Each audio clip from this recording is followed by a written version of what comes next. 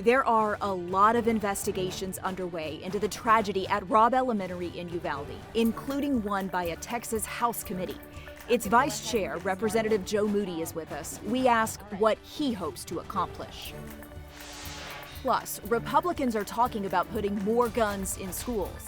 Is arming teachers a good idea? Incoming Dallas ISD Superintendent Stephanie Elizalde wonders why that option is even being considered. She joins us this morning. Also, only a fraction of the 1,200 school districts in Texas have opted into the School Marshal program. Why are so few taking part? We'll ask former state representative Jason Villalba. He authored the bill that created the program. And a primetime TV showdown as a select congressional committee holds its first January 6th hearing. Inside Texas Politics with Jason Whiteley starts now. Good Sunday morning, everybody. I'm Teresa Woodard in for Jason Whiteley. We start with some political headlines from across Texas. Uvalde took center stage in Washington. Congress heard emotional testimony from survivors of the elementary school massacre and from parents of children who died. Also, actor Matthew McConaughey, a Uvalde native, spoke at a press briefing at the White House, calling for bipartisan legislative action on mental health reform and gun regulations. McConaughey also met with President Biden. A Republican county commissioner asked Governor Abbott to call a special session on gun laws. J.J. Koch and the 4 Democrats on the Dallas County Commissioner's Court unanimously approved a resolution asking Abbott to allow lawmakers to pass common sense laws around guns. Koch told the other commissioners he owns 4 guns and he's warned his 10-year-old son about the dangers of them. And the U.S. House approved a $31 billion project to protect the Texas coast from hurricanes. The project is called the Ike Dike after that destructive hurricane that hit in 2008. This means the U.S. Army Corps of Engineers is authorized to begin planning for the project in Galveston Bay, but funding is not yet secured. 5 Texas Republicans voted against the bill, which still needs Senate approval. The Texas House formed an investigative committee to look into what happened in Uvalde. That 3-member panel does have the power to subpoena testimony from anyone, including local or state police and school officials. The committee's first hearing was Thursday, with testimony happening behind closed doors. Representative Joe Moody is the vice chair. He represents Texas's District 78, which covers much of northern El Paso County. Representative Moody, thanks for joining us this morning. How are you? I'm doing well. And yourself? Good, thank you. Tell us about this committee. Who do you anticipate that this House Investigative Committee will call to testify? I think we've been given a task to look at this tragedy from top to bottom. I'd envision that we'd be talking to all the anyone that's had been intimately involved with this tragedy. There are a lot of investigations underway already. What do you personally hope to accomplish through your investigative power on this committee? I've been pretty clear in my approach to this, and I've served on general investigating committees in the past. My approach is to lay the facts bare. This is not a committee that starts with the conclusion and goes from there. We thoroughly review everything about this tragedy and let those facts speak for themselves. That's our job here. Our job is not to cast aspersions or make accusations. Our job is to lay the facts out as they are. I want to talk to you about legislation now. We are hearing a lot of our top elected leaders in the state talk about school security, issues regarding that. But what happened in your community of El Paso did not happen at a school. So do you believe that we really do need to be focusing legislation on making schools safer, or do we need to be doing something else? We held a town hall here in El Paso earlier this week. And what I heard were various suggestions about what we need to do, whether it had to do with school safety or access to weapons or mental health or social media, monitoring social media. I mean, we heard a myriad of things that came forward at that town hall. That was just here in our community in El Paso. So my answer is, we need to focus on all of those things. That none of that should be outside of our discussion. It's very complex. It's very complicated. The only thing we can't do is do nothing, right? So touching all of these topics and subjects is something we should engage in 100%. Doing nothing is the only thing that should be unacceptable. You've been around the state capitol for a while. Do you feel as though the energy is different to do something after Uvalde than it might have been after Santa Fe, Sutherland Springs, or even El Paso? Yeah, we always have an opportunity to make our state better, our community safer. I haven't been shy about expressing my disappointment in what the legislature did after the racist attacks here in El Paso. But that doesn't mean I still don't have hope for the future for what we can accomplish together. There are some people that may have forgotten their promises, but I haven't forgotten mine, and I intend to honor those promises in the work that I do going forward. Have you made any decisions about the type of legislation that you plan to put forward? I've worked on various types of legislation around safety, safe storage, or protective orders when dealing with domestic violence, sexual assault, human trafficking, stalking. Those are all things that continue to be a part of this conversation. I'm going to continue to work on. Are there other avenues we may go down? That very possible. But I've been in this conversation around gun safety for many sessions now, and that's certainly not going to change. Representative Moody, we appreciate your time. Thanks for talking with us this morning. Thank you. Governor Abbott continues to focus on school security, sending additional letters last week to state agencies and school safety centers, encouraging more training, more technology, more armed personnel on campuses. But a survey of teachers says most do not want to be armed. Matthew Watkins, the managing editor for news and politics at the Texas Tribune, is with us this morning. So Matthew, there have been mass shootings at churches, a Walmart, on a highway in Midland, Odessa, yet Abbott is laser focused on school security. Why? Yeah, well, because he doesn't want to talk about guns. Of course, there's a big call from Democrats in the state about gun control, limiting access to AR-15s, AK-47s, automatic weapons, and things like that, particularly to people under the age of 21. That's a very unpopular thing in Greg Abbott's party. And so school security is an area where he feels a little bit more comfortable to talk about. Yeah, easier to talk about as well. All right, Matthew, so the Texas Tribune did interview someone the entire nation has really been trying to find, Uvalde Schools Police Chief Pete Arredondo. What was your key takeaway from that interview? I think the key takeaway was that he was very insistent that he didn't make the massive mistakes that some folks, including the Department of Public Safety, were saying. There was a lot of talk about the 77 minutes in the hallway at that school. Why didn't police come in? And he gave us his explanation. He said that the door was reinforced. They couldn't kick it down. They didn't have a key to get in, and that he was focused on evacuating the other children in the school who could also be at risk from the gunman. Good answers there, but still a lot of questions I think that a lot of us have. All right, Matthew, we appreciate your perspective. Stick around. We'll see you again in just a few minutes. Still to come this morning, top state leaders are pushing to harden schools. Why Dallas ISD's new superintendent does not even like that word.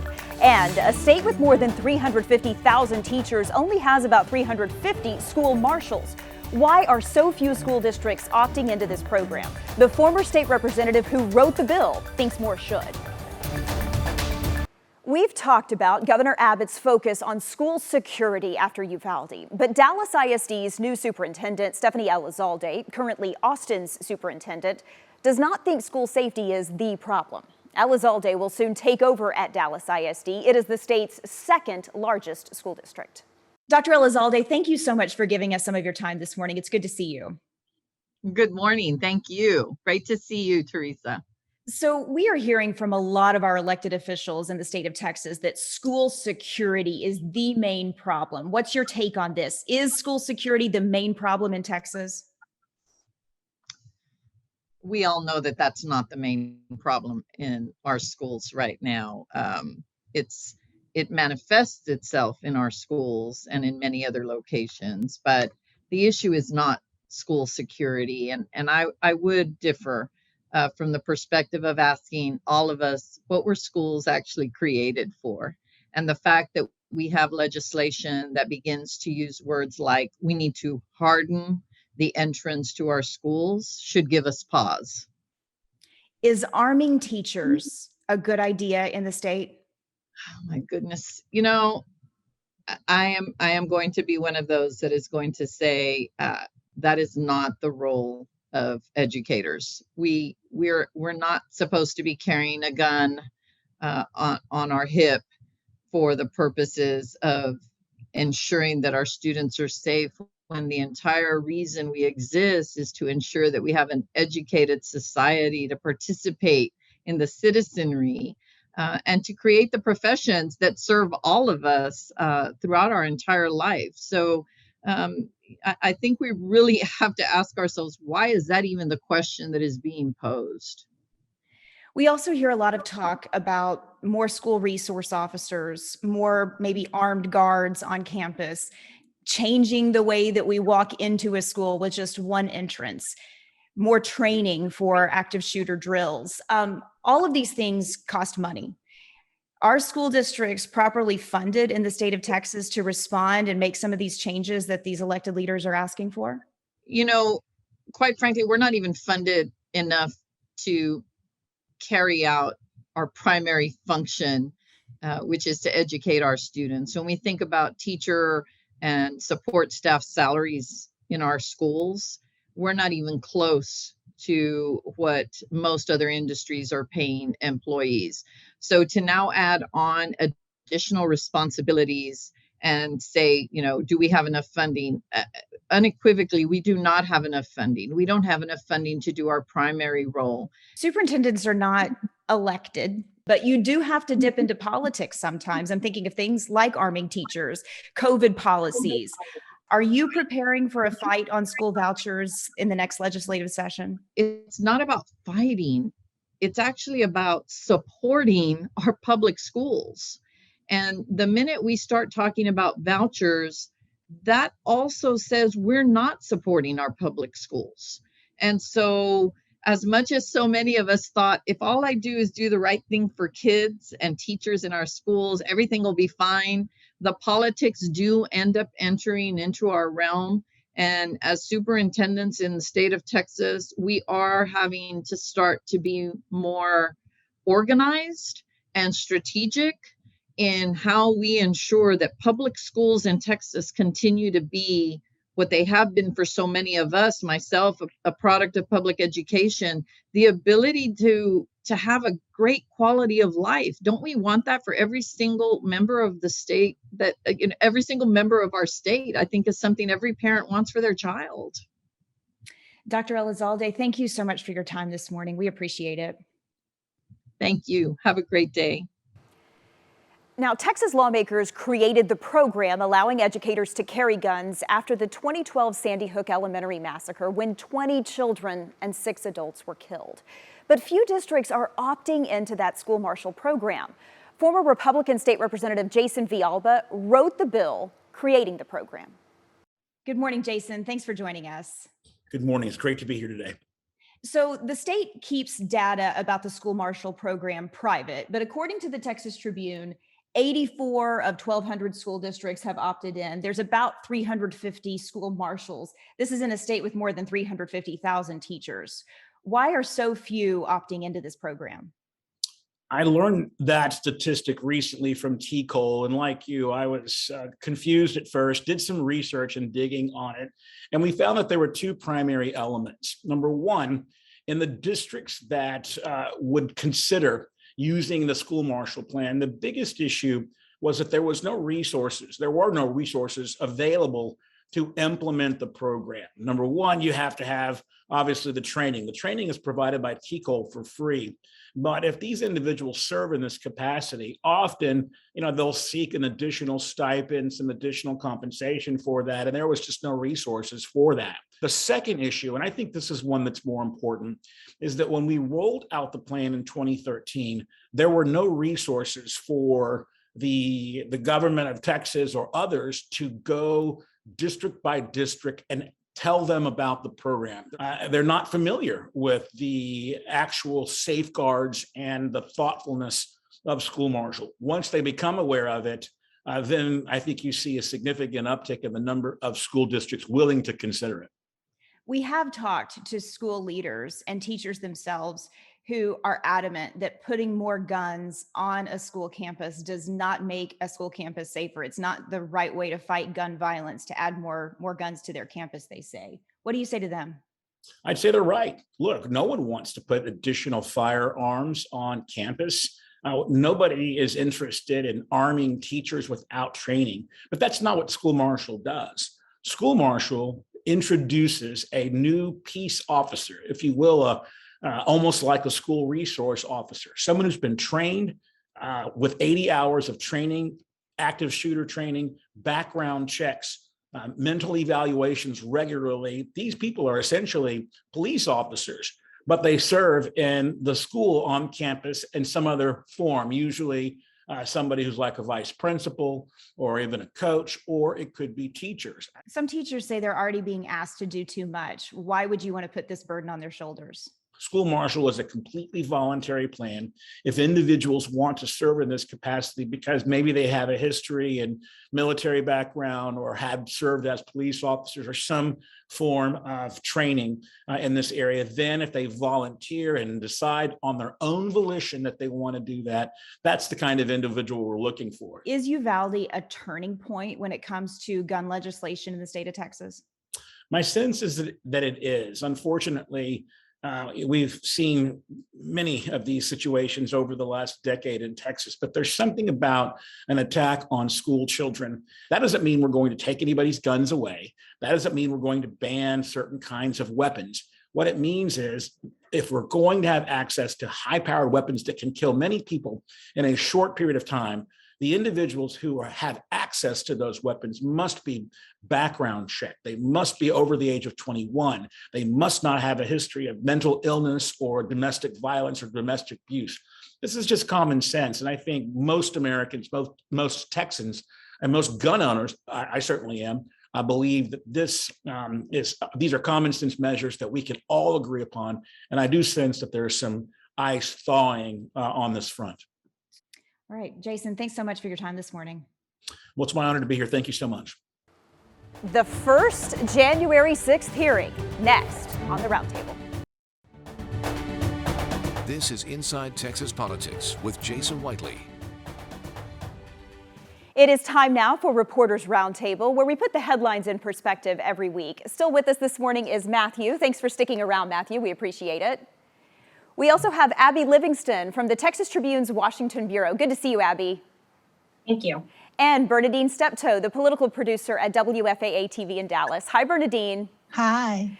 So this week, a group of pretty wealthy Republican donors in the state of Texas wrote an open letter to Senator John Cornyn, who's leading those bipartisan negotiations on gun legislation. They were really urging him to take strong action, maybe raise the age of purchase, institute red flag laws. Matthew, do you think the senator is listening? I think he's listening. I mean, he clearly has put himself out there as wanting to do something on this, but I'm not sure those solutions are very much on the table for a Republican senator in Texas. You know, there's a lot of backlash that he faces if he does anything that is perceived as going too far on gun control. Abby, you're in Washington. What are you seeing and what are you hearing? Cornyn is the center of activity in the United States Senate right now in a way I've never seen before with a Texas senator. And if you're wondering who he's listening to right now, I think it's Democrats, but I also think it's Republicans. He is not going for 60 votes on this. He wants cover by bringing many, many Republicans along with him. Bernadine, do you think we'll actually see real action out of Washington, D.C.? Well, I think that we will see something, but he has been very clear that he's not going to make any kind of drastic changes. But we will see something. It's just not going to be what Democrats expect, and it's going to be more in favor of what the Republicans want in order to bring them on board. Right. Abby, if red flag laws do pass, but they say that the state, they're just going to encourage the state in order to, encourage the states rather to pass them on an individual basis and include juvenile records in background checks, does anything really change? I think the biggest thing about this, and this may not be encouraging, is that something has happened. It has been so long since gun provisions have moved through, and there's been one small one with John Cornyn a few years ago. And so I just think any movement is progress in the United States Senate. All right, let's talk about that big January 6th committee hearing that was on primetime TV. Matthew, do you think it lived up to all of its billing of new evidence and new revelations? It was certainly dramatic. I think it kind of captivated the attention of a lot of people who are paying attention to this politicos and things like that. Did it move the needle at all? I mean, I think that remains to be seen. A lot of people in this country have kind of made up their mind about this already. Abby, like we said, you're in DC. Must have been something to be there and watch it. You know, I think the key thing to remember here for Texans is this is a personal story. The people on the panel in the hearing lived through this. And I think it's been something to watch Liz Cheney be the face of this. Bernadine, people seem somewhat dug in. They feel like they already know what happened on that day. Do you think that this hearing, with all of the pomp and circumstance surrounding it, can change any minds? Well, I really don't think that's the purpose. I think the purpose is to put on record what actually happened on January the 6th and show former President Trump's participation. And I think that, well, you know, it's a little too early to determine actually what kind of impact. But I don't think that the committee is actually thinking that a lot of it will change. All right, good perspective this morning. Bernadine Steptoe, we appreciate it. Abby Livingston and Matthew Watkins from the Texas Tribune, thank you all for being with us. And thank you so much for watching. Remember, Inside Texas Politics will return next week. Have a great week, everybody.